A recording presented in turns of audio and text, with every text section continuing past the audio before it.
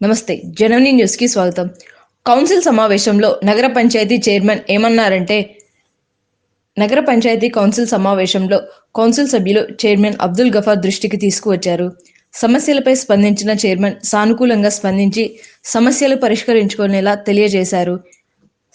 సమస్యల వారీగా మాట్లాడితే అవసరమైతే ఎమ్మెల్యే ద్వారా ఉన్నతాధికారుల దృష్టికి తీసుకువెళ్లి సిబ్బంది కొరత తదితర సమస్యల పరిష్కారానికి చర్యలు తీసుకుంటామని తెలిపారు.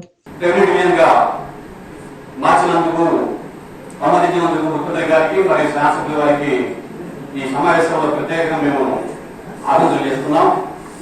లేకపోతే ఈ కౌన్సిల్ ప్రారంభం చేసేప్పటికి సుమారు 10 ఏళ్ళు కావస్తుంది. ఈ 10 ఏళ్ళ కాలం మొత్తం కూడా దాదాపు 6-7 నెలల సమయం కరోనాకి గడపెట్టాం.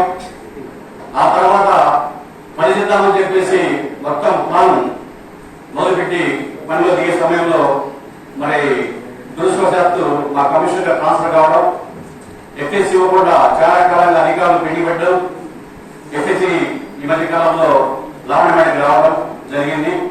మేమందరం కూడా మొదటి నుంచి కూడా చెప్తున్నాం, నగర పంచాయతీ అభివృద్ధి కోసం అహర్నిశలు ఎలాంటి అవకాశాలు లేకుండా, ఎలాంటి అవినీతి లేకుండా ఈ నగర పంచాయతీని అభివృద్ధి నడిపేందుకు అందరం మెడబెట్టి పనిచేస్తున్నాం.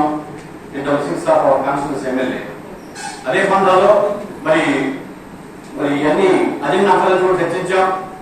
మరి ఫస్ట్ అజెండాలో వైస్ చైర్పర్సన్ పులిస్ శాంతి గారి వాడి చెప్పిన మాట ప్రకారంగా market, fish market, mutton market రెండు కూడా త్వరలో మార్చడానికి నేను ల్యాండ్ కూడా ఐడెంటిఫై చేయించాను, సర్వే చేయించాను.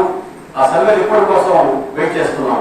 కారణం ఏంటంటే ఆ సర్వే గారు ట్రాన్స్ఫర్ చనిపోవడం వలన కొత్త సర్వే రావడం, ఆయన కూడా సరిగ్గా విధులు లేక ఎక్కువగా సర్వే పెట్టి వెళ్ళిపోవడం వలన ఆ రిపోర్ట్ రావడం కూడా ఆసక్తి అవ్వడం వాస్తవం. ఆ రిపోర్ట్ రాగానే మరి mutton market, fish market separate గా కట్టడానికి నేను ముందుండి త్వరలో ఆ మార్కెట్ కట్టడం కోసం పనిచేస్తే తెలియజేస్తున్నాం. అలాగే పబ్లిక్ ప్రాపర్టీస్ కూడా అన్ని ఐడెంటిఫై చేసి లిస్ట్ కూడా మేడం తయారు చేశారు. ఆ లిస్ట్ కి మరి అన్ని ఐడెంటిఫై చేసిన తర్వాత వాటికి కాంపౌండ్ వాల్స్ కానివ్వండి, లేదా మరి బౌండరీస్ కానివ్వండి, లేదా ఫెన్సింగ్ కానీ వేసి మున్సిపాలిటీ ప్రాపర్టీ ఎక్కడ కూడా ఒక అడుగు కూడా ఎవరికి ఆక్రమణ గురి కాకుండా చేయడానికి మనం తెలియజేస్తున్నాం.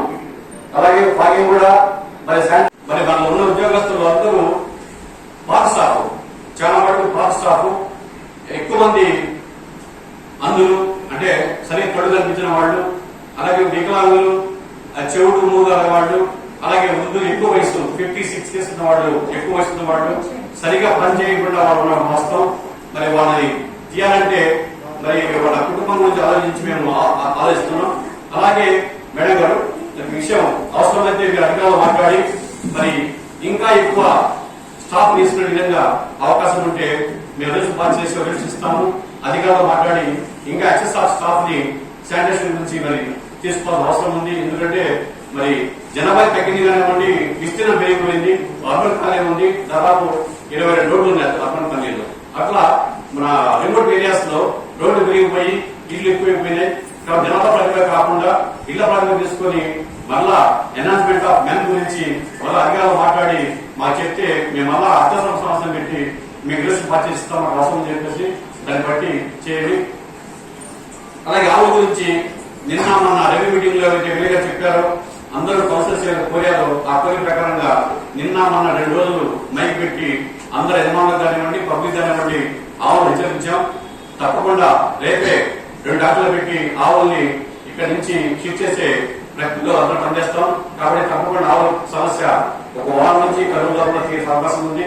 అలాగే కుక్కల గురించి చెప్పాలంటే మరి గతంలో కుక్కలు ఉన్న ఎక్కువ సమయంలో మా అందరి కోరిక మేరకు ఒక డ్రైవ్ పెట్టి దాదాపు 8 కుక్కలండి 374 డాగ్స్ ని మేము షిఫ్ట్ జరిగింది.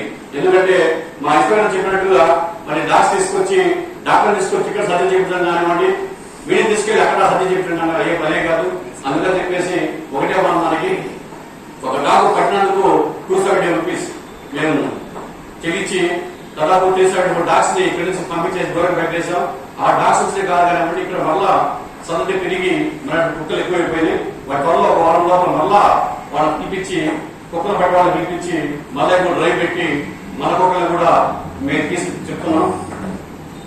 కౌన్సిలర్ కొత్తగా కౌన్సిల్ చెప్పినట్టుగా మరి బ్రీచింగ్ కానివ్వండి, మరి చెట్లు పెరిగింటే ఆ ప్రాంతంలో ఎక్కడికి వాళ్ళు చెప్తారో అక్కడ త్వరలో ఈ రోజు రేపే ఆ చెట్టు తొలగించేసి అక్కడ బ్రీచింగ్ చేసి మంచి గ్రీనరీగా మంచి అక్కడ శుభ్రంగా విధంగా చేస్తామని తెలియజేస్తున్నాం. అలాగే వేలుపల్లి గారు రెండో వార్డు కౌన్సిలర్ కోరిక మేరకు